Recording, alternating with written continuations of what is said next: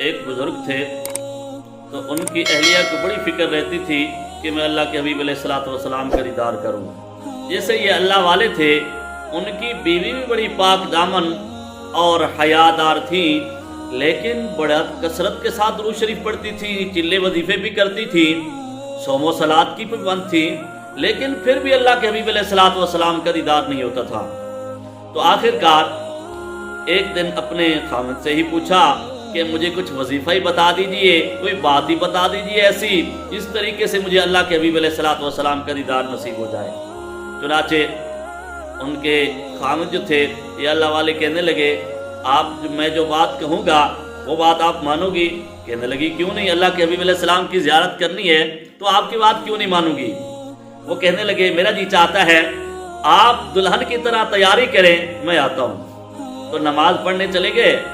اب یہ بالکل دلہن کی طرح تیاری کی اور میک اپ کیا، تیار ہو کے جب بیٹھ گئی، یہ نماز پڑھ کے یہ اللہ والے واپس نہیں آئے بلکہ اپنی اہلیہ کے بھائی کی طرف چلے گئے۔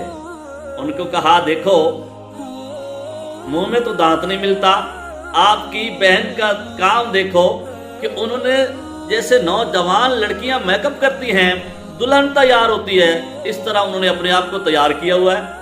چنانچہ وہ جب لے آئے ان کے بھائی کو تو بھائی نے دیکھا تو بھائی نے ٹکا کے بے عزتی کی کہ آپ نے یہ کیسا کام کیا کہ آپ کی اتنی عمر ہو گئی، اتنی بڑی عمر کی ہو کے آپ نے بالکل نوجوان لڑکیوں جیسا فیشن کیا ہوا ہے، آپ کو حیا نہیں آتی، آپ کو شرم نہیں آتی، اس طرح کی باتیں کی۔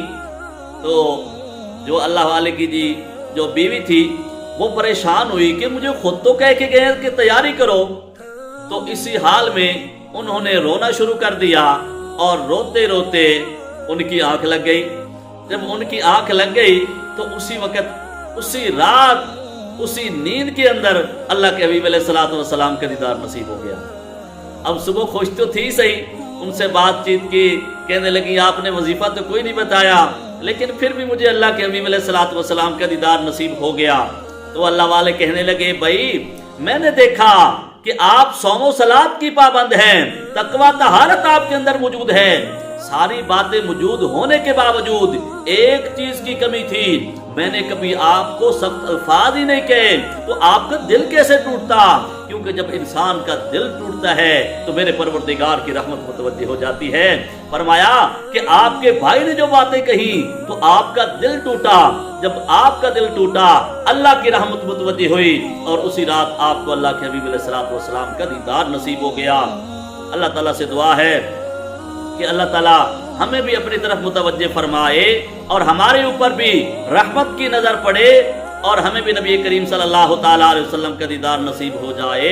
وآخر دعوانا الحمدللہ رب العالمین۔